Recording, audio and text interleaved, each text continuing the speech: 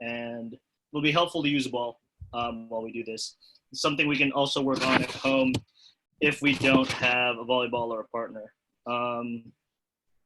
Angie, are you recording this? Yep, it is recording. All right, cool. So like always, guys, please stay muted throughout. If you have any questions, just type them on the side during the chat, and we'll kind of get to them as the session goes on. And yeah, let's start. So today we're going to talk a lot about hitting.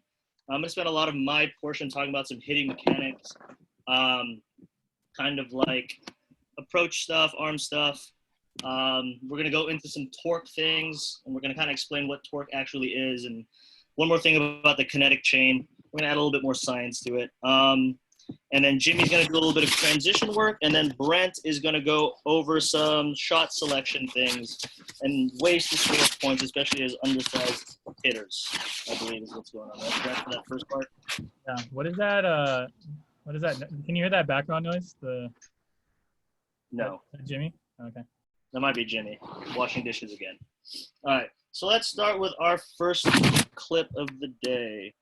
Okay, so me and Brent shot these videos a month ago. I'm going to full disclaimer.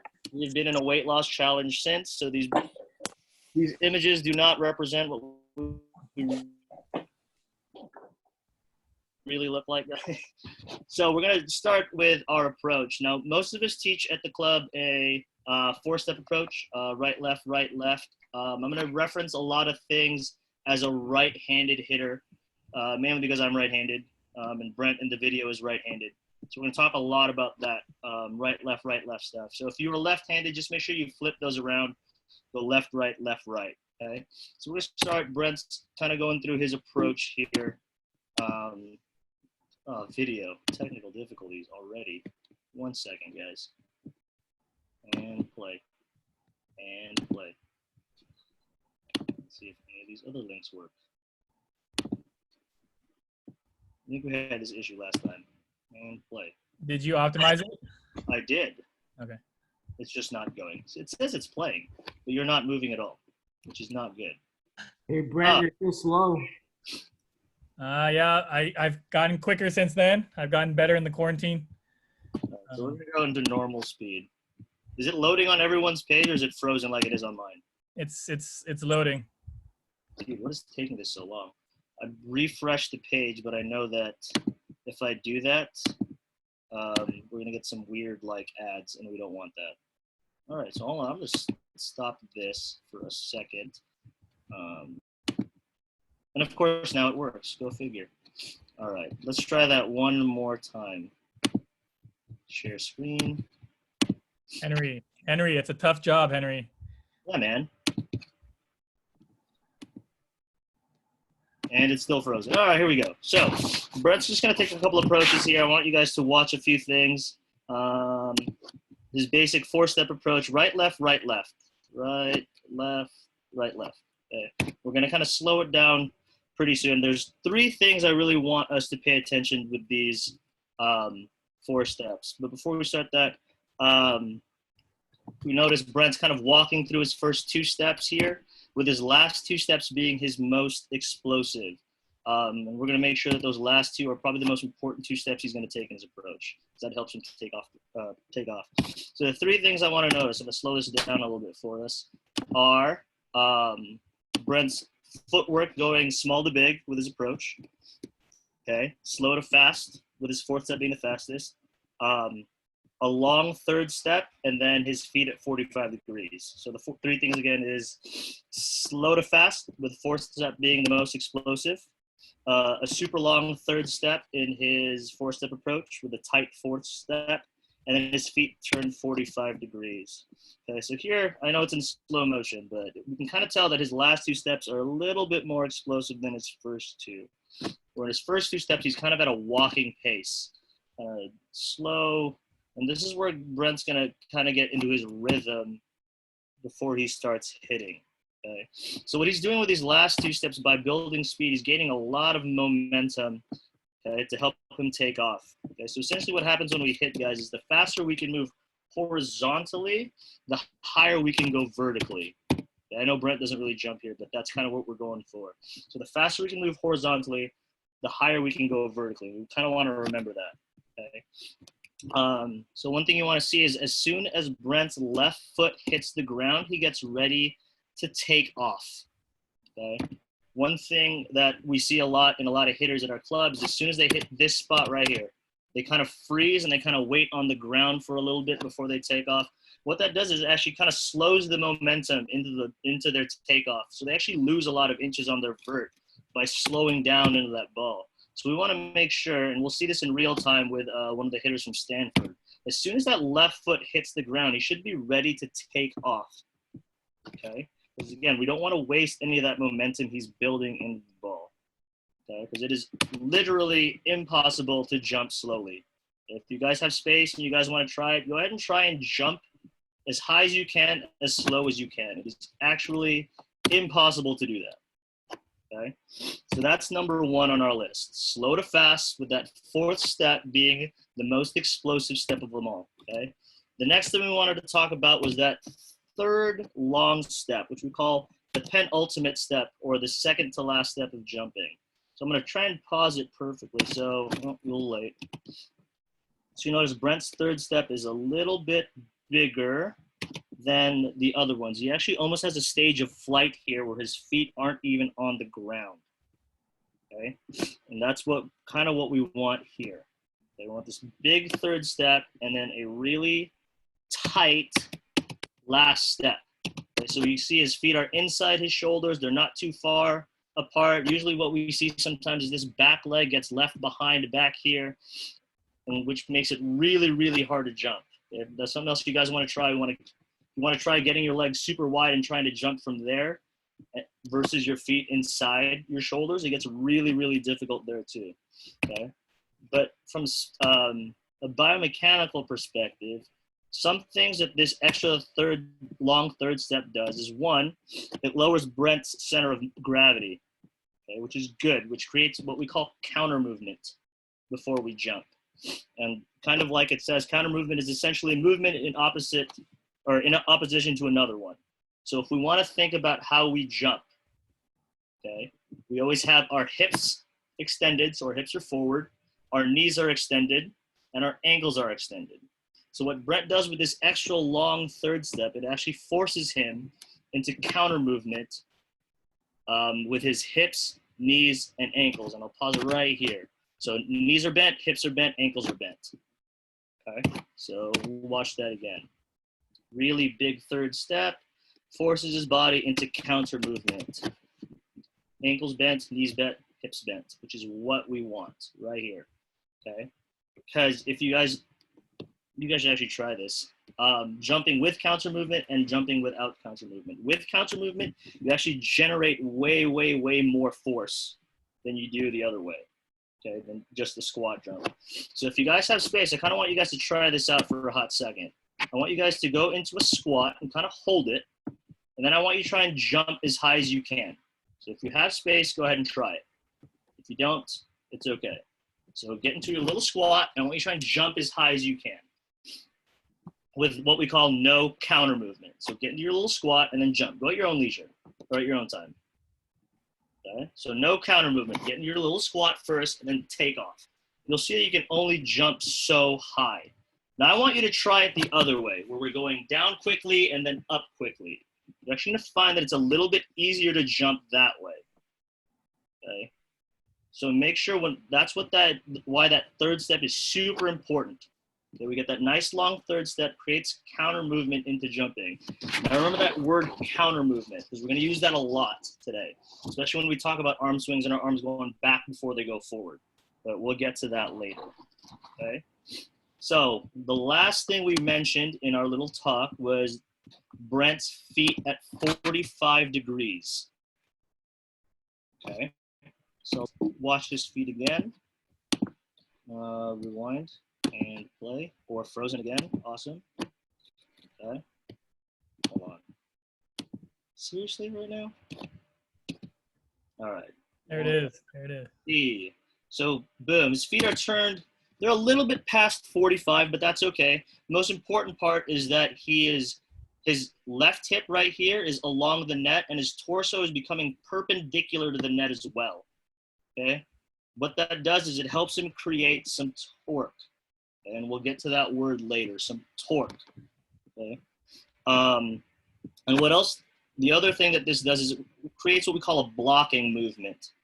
Blocking movement. Blocking, comma, movement. Not blocking like going to house a ball. But if you want to think about, I'm going to unshare the screen. We have a little triangular ramp like so. Okay. And we take a ball and we throw it hard near the base of the ramp. What happens to the ball? It actually shoots up, which is kind of what we're trying to get him to do with his feet by them turning sideways and stopping. Taking that forward momentum and then redirecting it so it goes upward. Okay, so that's why those 2 feet sideways is actually super important.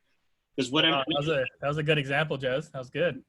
So thanks. So usually what ends up happening with our feet become parallel to the net. You'll hear your coaches say a lot, we don't want a broad jump. We don't want a broad jump. We don't want to jump forward into the net. So that's why we kind of want to create that blocking of momentum that turns our feet sideways so we can go more straight up than forward.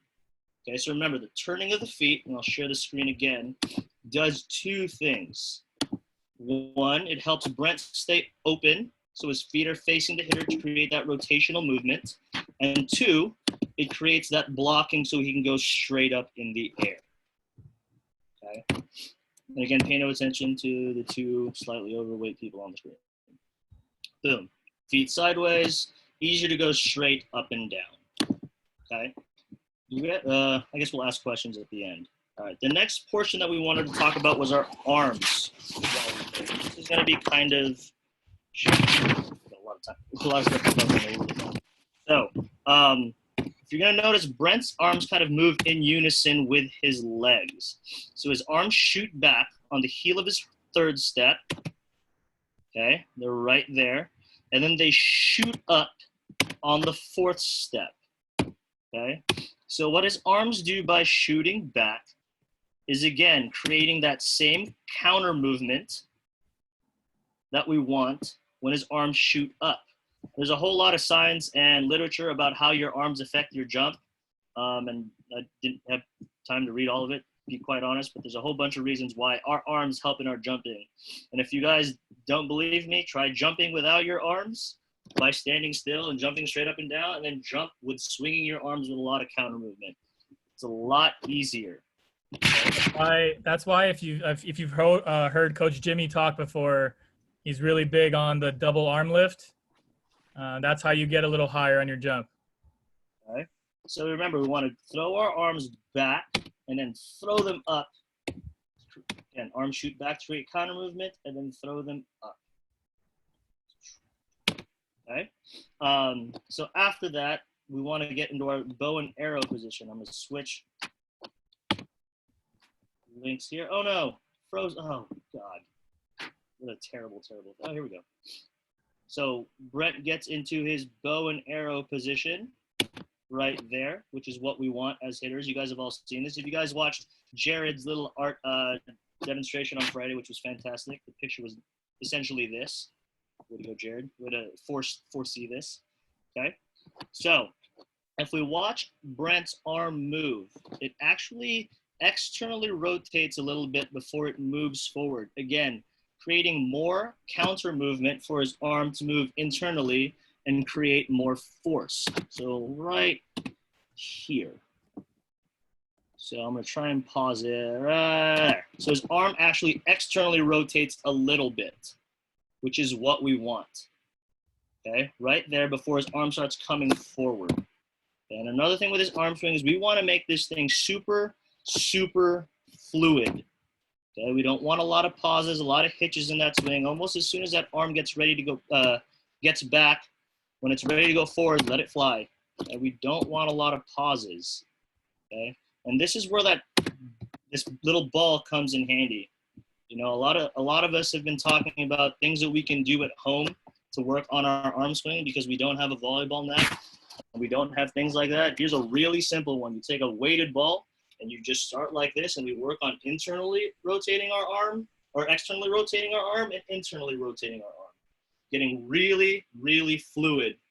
Okay, so if you have a ball here, arm goes back, externally rotates, internally rotates. Again, creating this whipping motion. You guys can literally just do this over and over and over again until we get really, really comfortable with it. If I'm left-handed, it's going to look a little bit more like this.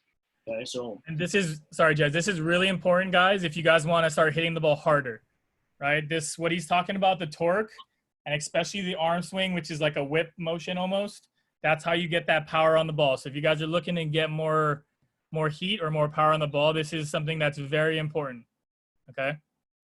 So let's kind of watch this in real time. We're going to watch Catherine Plummer hit a ball. For those of you who don't know Catherine Plummer, probably the best outside in college last year.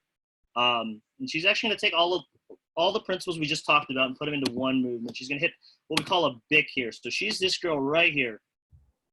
Okay. This might look like a 2-ball to some of you, but it's actually a bick. She's actually hitting it from behind the 10-foot line, which she's just going to absolutely crush this thing. So we'll watch it in real time a little bit, and we'll watch it in slow motion. Okay. So they send a little choppy, nice. Wait, you gotta share it. Oh, I didn't share screen. Oh no. Apologies, guys. Apologies. All right. So my commentary is useless. So she's this girl right here. Okay, so I'm going to rewind this just a little bit. First of all, nice dig by the lib here. What a stud. Slow to fast, really fast last 2 steps. Stays open to the hitter. So I'm going to slow it down a little bit for you guys too, so we can actually see this a little bit more. All right. So she kind of walks through really fast last 2 steps. That left hip is a little bit perpendicular to the net, which is what we want. Shoulders are staying open. Really fast close and really whips that arm around. It's super smooth. Okay. And again, it looks like a 2, but it's not. So slow to fast, fast last 2 steps. And just absolutely thunders this thing at that 5-6 seam. All right. Any questions before we move on? I know I covered a lot of information really, really, really quickly. And this is recorded, so if you guys don't get it all, that's fine. Okay. So there are 2 mechanical principles that we want to talk about. One is torque. You guys heard me say that a lot. Torque, torque, torque, torque. Essentially, torque is what we call the effect of rotational force. Like the biomechanical definition is the effect of a force that tends to cause rotation. A lot of words. So I'm going to show you a little demo. So my pinching of this little Fire Stick remote is going to act as my axis of rotation. Okay. My finger is applying force to the remote, which is causing it to rotate. That is torque right there. The effect of the force that tends to cause rotation is torque. Now, how does this apply to us as volleyball players? 2 ways. One, our arm tends to cause rotation around this joint axis right here. My arm is rotating about this axis. And the one we've been talking about the most is rotation of our body. So if you want to picture like a little bar that goes through the top of my head, straight down the middle, into the floor. If I activate my core and turn my body, this is torque. Rotating about an axis that's in the middle of my head. Does that make sense?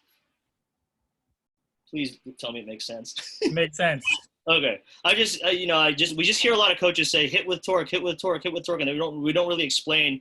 At least I know I don't always do a good job explaining what we actually mean when we say hit with some torque. So we want to think of that bar in the middle of our head causing us to rotate. I'm turning on my abs, put that in air quotes, abs, rotating to cause motion. Okay? So, again, just real quick, guys, it might be confusing, and I mean, sometimes it's even confusing for me, but this is something you really want to pay attention to as far as like getting more power on the ball. And I know everyone here listening wants to hit with more power, and this is probably the most important thing to get more power on your ball. Okay. So and then real quick, Jez, hold on. Kenji, can you let Jimmy back in? I think you already did. I'm back. All right, so I'm going to share my screen again, and we're going to go watch this happen with Brent hitting a ball, without hitting a ball. We're going to kind of talk about where the torque is happening. So if we watch, Brent here is in his bow and arrow position. I'm going to do this in slow-mo again. So if we watch, oh no, going too far. We watch, his left hip is going to cause the rotation of his body. So for those of you who are left-handed, we're going to talk about our right hip doing the movement for us, okay? For Brent, in this situation, his left hip is going to do the movement for us. We can talk about a bunch of other stuff like eccentric loading of the right side of the body, but we don't need to get into that. So we'll just talk about this right now. So we watch, his left hip is going to move, causing his torso to rotate, which is what we want. And again, for us as volleyball players, what this means is if we can, what's the word I'm looking for? Recruit more muscles into our spike. So we're not just taking the muscles from our shoulder. We're taking the muscles from our core, our torso, and then our shoulder into hitting this ball. We're going to hit this thing a heck of a lot harder. Because if you guys think about it, this is a really small muscle group back there. Infraspinatus, supraspinatus, teres minor, other rotator cuff muscles. Versus core, chest, shoulder, that's a heck of a lot more different. And they've done a lot of studies on how much faster you actually hit the ball just by adding a little bit of rotation into your swing. Okay, so here we watch it again. Brent, left hip into the ball and rotate. Okay. So the last idea I want to talk about is something we like to call the kinetic chain. I am going way over time. The kinetic chain. Okay. The kinetic chain is this idea that joints in our body are interconnected, and they make other parts of our body move. So the chain in this scenario will be Brent's hips to his torso to his shoulder. So his hip movement causes his torso to rotate, which increases his arm speed. Okay, does that make sense? So if you want to think about it, you can't really see my bottom half. So I'm going to start like this with my little lacrosse ball. And what I'm going to do is I'm going to move my left hip, which is going to cause my right shoulder to rotate, which lets my arm move forward. Okay? I promise you I'm not using my body to do a lot of this stuff. This is going to be just strictly my left hip. So if I turn my hip on, you'll see that my shoulder turns, and so does my torso turns, and so does my shoulder. Okay? So when we're working on our arm swing, this is what we kind of want to do. We want to start in this position, and then let our arm do what we did earlier. Go into that external rotation, internal rotation, and kind of let our arm whip around, but really focusing on turning on that left hip. To turn that on, we use our left obliques, which is the muscle that runs this way. Okay, so we want to contract that and get this rotational movement into the ball. So we're going to see, I'm going to slow it down, and we're going to have Brent hit a ball, and we're going to see it kind of in three phases, where his hips move first, his shoulder second, or his torso second, and then his arm. All right? So he's going to toss a ball. It's in slow motion again. So hip turns right there. You can see his left hip start to turn. His torso turns, and then his arm follows. So that's the chain that we're trying to get at. Hip first, torso second, shoulder last. Okay? And again, in real time, we're going to watch, what's her name, Brent? Something Lanier? Kalia. I only know her as Bob Lanier's daughter. If you don't know who Bob Lanier is, look him up. He's a fantastic basketball player. But she's this girl right here, number 16. So she's going to kind of go through this whole thing. So she's going to turn the left hip on, rotate, and kind of chop this ball down the line. So watch it again. So hip turn, shoulder rotates, arm follows. Okay? So that's kind of our talk on torque and the kinetic chain. So I'm going to pass this along to Jimmy now. I think Jimmy's going to go over some transition work. Jimmy, Low. All right. So, yep. Can you guys hear me? Yeah, we can hear you. Cool. Jess, can we open up UCLA versus Stanford film, please? I am. I'll go to my first cue, 251. Correct? Okay. So when we talk about transition, right, the best transition is the one that can get you off the net fastest and be balanced. You want to stick your transition. And what that means is when you're running off the net or you're backpedaling off the net, you want to make sure that you plant your feet and then you can get started on your approach. Okay, and so just a couple of things that we want to talk about when we're transitioning is, remember, your head moves on a swivel, right? Your head can move side to side pretty easily, pretty fluidly. And so this is important because as you're transitioning, you want to make sure that you're watching that ball get dug to see whether it's a fast dig, it's a high dig, you know, is your setter setting it? Is your libero setting it? Whatever. You also want to make sure that you open up to the court so you can track the ball at the time of the approach, kind of similar to your head moving on a swivel, but you want to open up to the court so that you can kind of see the play develop. And it's important because, you know, you don't always want to run to the same spot every time. You won't have a chance probably to go be at 15 feet every time. Sometimes you might not get to 15 feet. Sometimes you might get to 10. Sometimes you might get to 8. Whatever. You want to make sure you watch that play develop. And the last thing we want to point out is you want to make sure you get depth over width. What that means is you want to get further off before you kind of get outside the court, right? Because if you get outside the court, but you're only about 5 feet, you don't really get a good approach in. But if you're maybe 12 feet back, but you're inside the court a little bit, you can always run what we call an inside out approach. Okay. So at 251 here, you're going to watch the left front in white, and that's Savvy Simo. She's going to backpedal off defense right here. Okay. So let's watch her right here. The slow-mo, Jimmy. Yes, please. Can you go at 0.75? Wow, so specific. I like it. By the way, Jimmy was a volunteer at UCLA, guys, so he actually coached these girls. Yeah. Want to point that out? Thank you, Brett. So we're going to watch Savvy backpedal off this dig. She's tracking that ball the whole time. Okay. The backpedaling works for Savvy because she's so fast, explosive, you know, and if, you know, it's something that's comfortable for her, she can turn and run as well. But, you know, something that we've talked about with her before, and it's, hey, she likes to backpedal because it allows her to stick her transition and be faster to her approach. Okay. Now, you know, besides backpedaling, we also can turn and run. Hey, Jess, can you go 633, please? Yes, sir.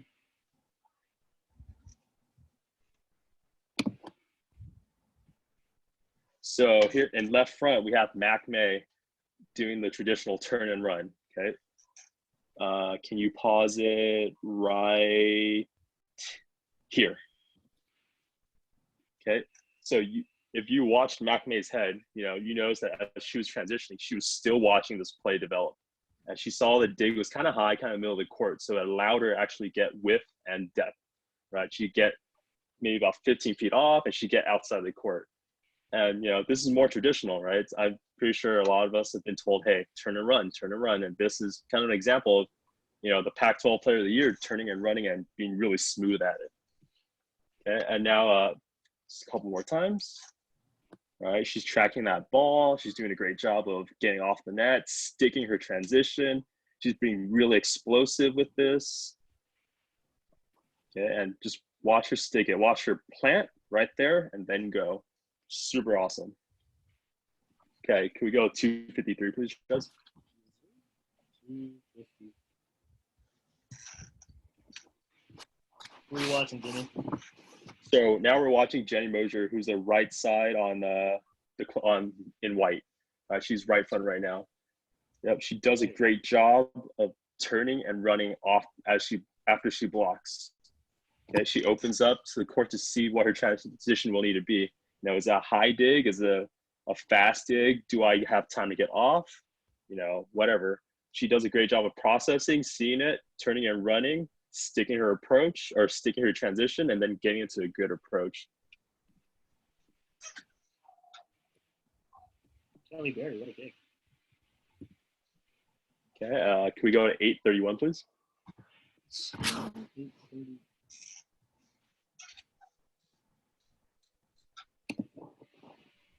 What are you looking for? So here we're gonna watch the middle on Stanford. Okay, let's go. Right here? Yep. Her name is Holly Campbell, and what she does a great job of right here, as in the middle, she opens up and tracks that ball from where it's passed all the way to her setter's head. She never loses sight of that ball, and it allows her to run a good approach and be on time. Okay, tracks it, does a great job, gets back to the middle of the court so that she can run an approach at different angles, allows her to be on time. And, you know, when she has a great transition like that and your setter sees that, you know, middles will get set, right? The setter sees that middle working her butt off to get off the net. The setters will reward the middles. Okay. Can we go to 10-10, please?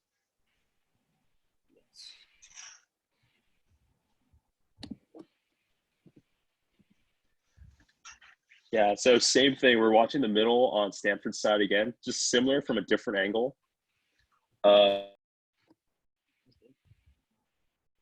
we just lose Jimmy? I think we might have just lost Jimmy, guys. All right, Brent. Care to narrate this, Brent? I mean, I know this Stanford middle was formerly at UCLA, but see how she gets off real quick, and she gets up on time. So Right, she gets a little farther than the 10-foot line. Good transition. Is able to get a good swing. So I think one of the things Jimmy said earlier in his talk was the biggest part of transition is we want to put ourselves in a position to be able to be effective offensively. So, like, this dig gets pushed a little bit left of center. And if we watch this middle, she doesn't worry about getting all the way into the middle of the court off this block. She's not running in the middle of the court and trying to shuffle out here. She's actually making a move. You see where she's pretty close to the sideline, but that allows her to hit a ball a little bit left of center. You guys can kind of see that. So remember, it's about making yourself available more than it is to find a quote-unquote specific spot on the court to run to. Okay? I think that's it for Jimmy's. I think he has one more, but Brent, let's just move on to you while Jimmy's in recovery mode somewhat. I want you to let him in again, by the way. Me? Yeah. I don't know if I can do that. Oh, there, I think he's back. Jimmy? Jimmy, you there? Jimmy? Or not? Okay. All right. Let's just. Oh, wait, hold on. Now I can let him in. Okay, chat. All right, I'm back. You're back. Sorry. All right, so we're just over I went over your 10-10 foot. We got to go to 335 with Gates. Yeah, sorry about that. Let me share the screen. Jimmy, Gates was at UCLA before, right? Yep, Gates was middle at UCLA for 3 years. She got into Stanford for grad school, and you know, made a good choice to pursue a Stanford degree. It was pretty good for her. And also won a national championship, so good choice. Yes. So Also we're on won a national championship. with slide route transition. Well, yeah, so we're watching the middle for Stanford right here. Okay, she gets, you know, there's a slide approach, right? So she gets straight off.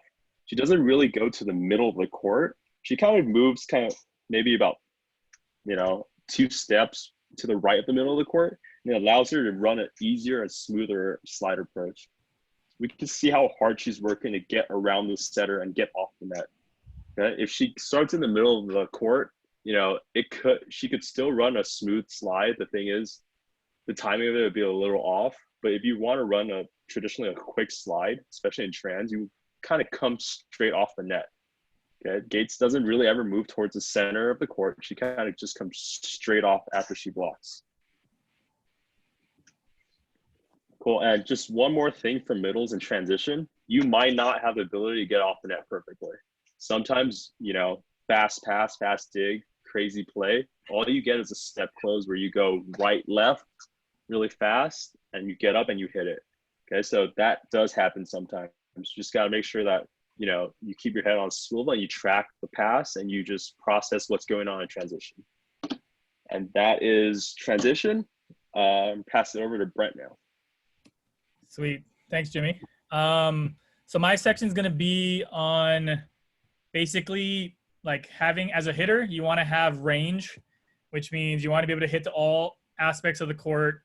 And then you also want to have what I guess I would call a toolbox of things to get a kill, right? I think a lot of us, I mean, I wasn't a hitter, but I know a lot of hitters, right? I think they want to hit the ball as hard as they can at all times. And sometimes that's very, very successful. But sometimes if, you know, a team shuts that down, you want to have other things where you can score points. And I was looking for clips on kind of what I'm talking about. And I was actually luckily able to find one player who actually did about 12 or 13 things in one match, one player, one match, and scored a point in like 12 different ways. So I thought that was pretty incredible. And I think she can relate to a lot of us at our club, because I could have picked Catherine Plummer and stuff like Jez showed earlier. But I think she's an exception, being 6'5" and being able to jump. I think she can just kind of go over people, but I think we want to learn how to score points from being kind of, where we're at right now. I picked clips from Megan McClure. She's also on Stanford. And she was in the clips Jimmy was showing too. But I think she's a good example of how we can score points in a variety of ways. Okay, so Jez, if you want to pull up the first one. 235. Yeah, 235. So Jimmy, she's about 5'11", 6. Yeah, about 5'11", 6 feet maybe. Okay, yeah. So she's the outside hitter right here. Okay, so this is a one-on-one situation with the USC setter, and she sees the setter stop short, and she's able to hit line. So using what Jez was talking about earlier about torque, right? She's able to see the blocker stop short, right here, and then crush the ball down the line. Okay, so just keep that in mind. So the next clip, Jez, 12. Exactly. So in this one, the timing or maybe the set was too high, but she was able to get a kill here by, it wasn't really a roll shot either. Okay, it was a ball she still hit, but it was softer and more straight down. Are you playing it? Oh, there you go. Okay. So this also is effective, right? Where it's a little behind her. She still hits it, but it's on a downward angle in front of middle back. Okay, I think this is a very successful play to use, right, when the set's not perfect. I know a lot of us in these situations want a roll shot, which is totally great if you can get it short enough, but I think a 85, 75% swing over the block and down is very effective, right? Because it looks like you're hitting, but it's a little off speed. Okay, the next one, Jez. 50. So this one, it's an out-of-system play, okay, and she's able to hit the ball really high off the hands. I think in this one she doesn't get the point, but as you can see, Jez, if you can pause it when it hits the blocker's hands. Okay, see how she's hitting the fingertips, guys? I think a lot of us are scared to hit the ball out of bounds, so we tend to aim for the court, right? And that means hitting the ball a little lower. But in this situation, you have a very, very good block, right? You got blocker shoulder to shoulder, 4 hands above the net. So in this case, if you can't hit around the block, you want to hit a high shot off their fingers. And the goal would be for the ball to go past middle back outside the court, right? So if you can play it again, Jez. So she doesn't hit this quite hard enough to get it past the middle back, but her intention here was to get it past middle back off the block. Okay, so that's, keep going, Jess, the next one. So that's 3 ways she's kind of trying to score points, okay? 13, 15. Okay, and so in this one, right, she has a little bit of line to hit it without hitting the block, right? But she aims for the outside hand and is able to tool the ball off the block out of bounds. Okay, this ball right here, guys, if you can do this right, is basically undiggable because it's ricocheting off the block out of bounds. Okay, so that's another way she's scoring points, going for the outside hand of the blocker and tooling the ball out of bounds. Okay, next one, Jess. 17, 20. So this one, she sees a seam open, and so she hits the ball really hard at the middle blocker's right hand here. Okay, so it doesn't go directly through the seam, and it's not a clean kill, but she sees the middle being late, and see how the middle's right hand's off the net. So she hits it hard enough here in the seam where she's able to put that ball down through the seam. Okay, so that's, I think, the 4th way. Keep going, Jez. Little run. Next one, 1740. Yes. So this one, it's a good block again, right? But she's able to hit the ball inside the seam, inside the middle blocker. Sorry, not the seam, right? So the last one she hit in the seam, this one, she sees the middle blocker close the block, right? And she's able to have that range to hit the ball cross court. Okay, if you remember the first clip, she hit line, and then this one she's hitting cross court, right? I think as hitters, we don't want to be, I guess, quote unquote, game planned, right? If a team can game plan that you only hit line, that's not necessarily a good thing. Jez, it says we're freezing. You're freezing? Yeah, Maddie says we're freezing. Oh, no, not anymore. I moved. Now Okay, it's- perfect. Thanks, Maddie. Okay, next one, Jez. 22-25. Cool. So again, guys, that's the fifth way here, or that was the fifth. Now it's the sixth way that she's trying to score points, right? She's not just hitting seam, she's not just hitting line, etc. Right? So this one, she hits the ball to the corner, not so sharp, right? And then she gets another attack and changes it up and hits the seam. Okay. Again, based on what the other team's giving her, you want to be able to adjust, right? You want to have everything in your toolbox so you're able to adjust on what the other team's giving you. Oh, it froze. No, what is this? No, ad. Stop share. Give me a second. Let this ad run. Skip ad. YouTube. Nice job, Brent. Thanks, Jimmy. Thanks. I remember when YouTube was free, guys. I know, seriously.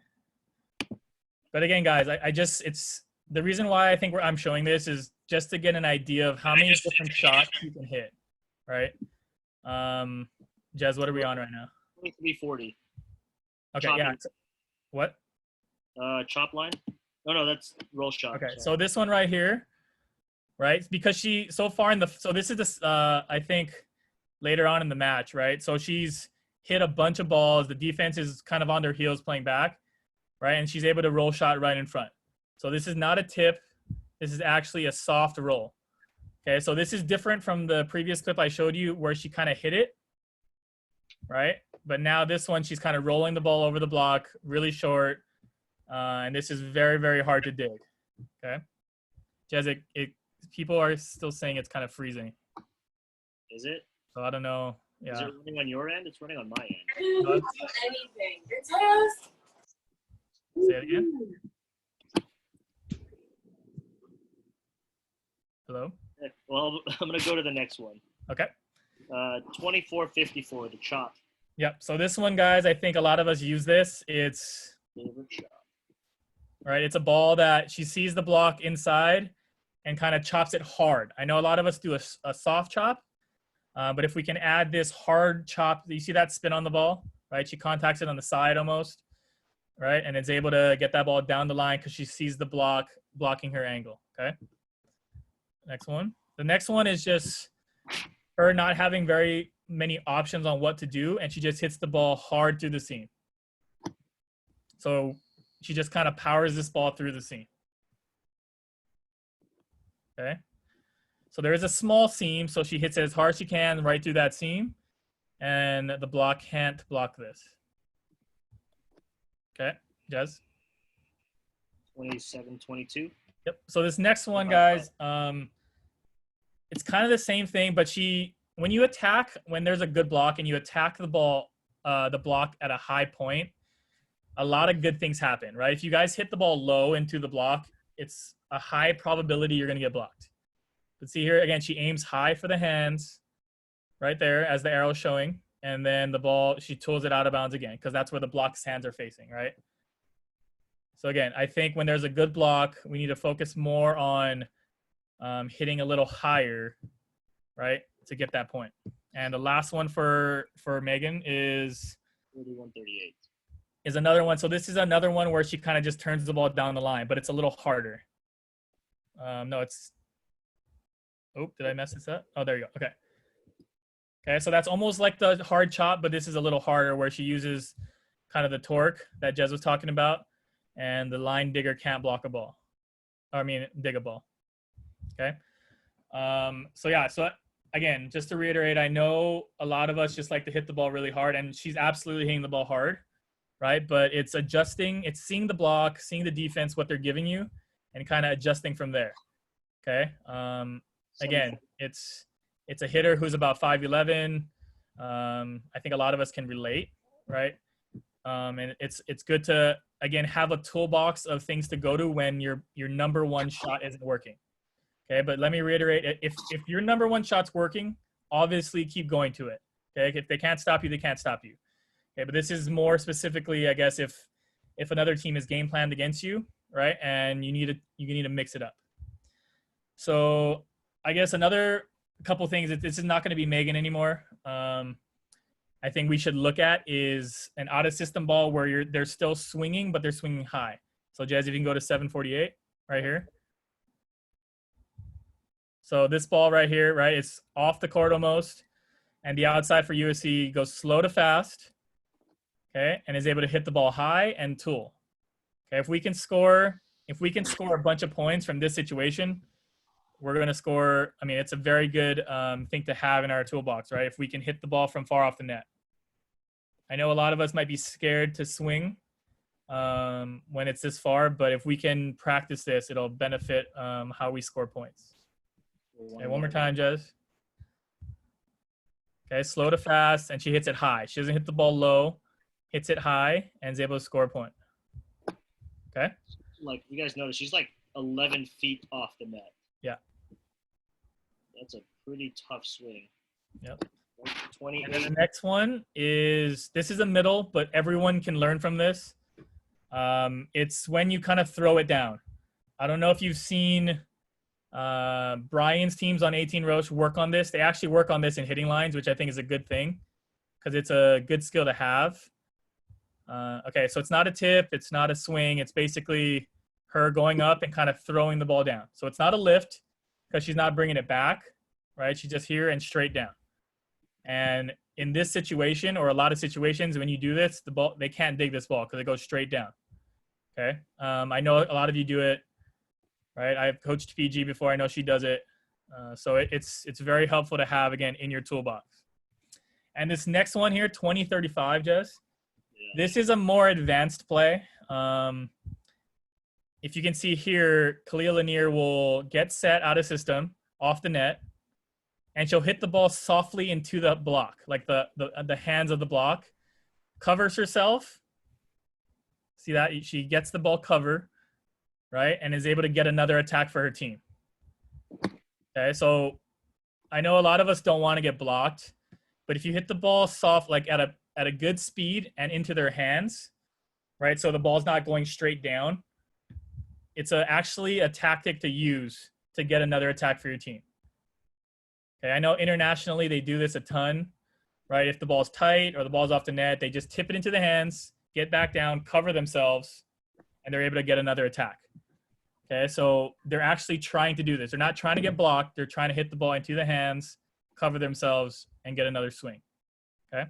We have enough time for these last three clips. Well, let's just get to the middles because I think you need to cover some middle stuff. Perfect. Last three clips. So 2:15. Yeah. So on a slide, I think 85% of the time a slide, the middles hit cross court. Okay. So if you're able to tip a ball down the line, like the girl does here. Okay. You see the libero charging because a lot of middles on a slide will tip the ball short. Okay. So you see the libero charging. So if you're able to get this slide all the way down the line deep, that's a good way to score a point. Next one. The next one is the USC actually hitting the ball down the line. Okay. And as you can see, Stanford is blocking her angle because, again, the majority of time, middles like to hit the slide cross court. So the line is open, right? So watch this. Look how much line, and she's able to hit the ball down the line. Okay. And then the last one is for when it's 7:59. Yeah, it's when, so USC is commit blocking, commit blocking. So I don't know if you guys know what that necessarily means, but see how stop it, Jess. See how the USC outside hitter right here is all the way into the court, right? So middles, I know she doesn't score the point here, but if a good place to tip when this happens is to area 4 or left front here. Okay, because that's where the open part of the court is. So I know the libero gets this because she's a pretty good libero, or really good libero. But right there is a good place to tip. I know I don't know if you guys remember Claire Kiefer. She did this a ton, right, Jess? I think they all might be too young, bro. Okay, but she did this a ton and scored a ton of points. And she played in college. She was very, very good. So that's a good place to tip as well. And I know the next clip, which we don't have time to show, is just her tipping. See, Lisa, absolutely. She tipped there all the time, and it worked all the time. But another place to tip for middles is right over the block. Okay, I know if it's low or if we're not able to swing, we like to tip it deep or we kind of get a little anxious, right? But right over the block is a very, very good spot to tip to. Okay, so those are for middles and pins. Those are a bunch of ways that you can score points other than just hitting mindlessly, into the court. I guess we don't have that much time for questions because it's already 7:58. But if you guys do have anything that you want to ask us, please, we'd love to help you guys out. You can feel free to, I guess, email Kenji. Kenji, would that be fine? That's totally fine. Yep. Find Kenji's email. You can email him if you have any questions about shot selection, how to work in trans, even some movement stuff into getting some good swings on the ball. Thanks, you guys, for all being here. I mean, hopefully we get to see you guys around the gym at some point, hopefully pretty soon. But keep working hard. Stay on it. And we know it's not that easy right now, but you guys are doing a great job. And the email is in the chat, guys, if you have a question, if you want to send a question to Kenji. Perfect. Brent, Jimmy, Kenji, you have anything else you want to say? No, thank you for you, coming, guys. guys. No, thank you. All right, guys. See you all later. Thank you. Stay safe, guys. Thank you. Transition hard. Thank you. Add to your toolbox. Work on some torque.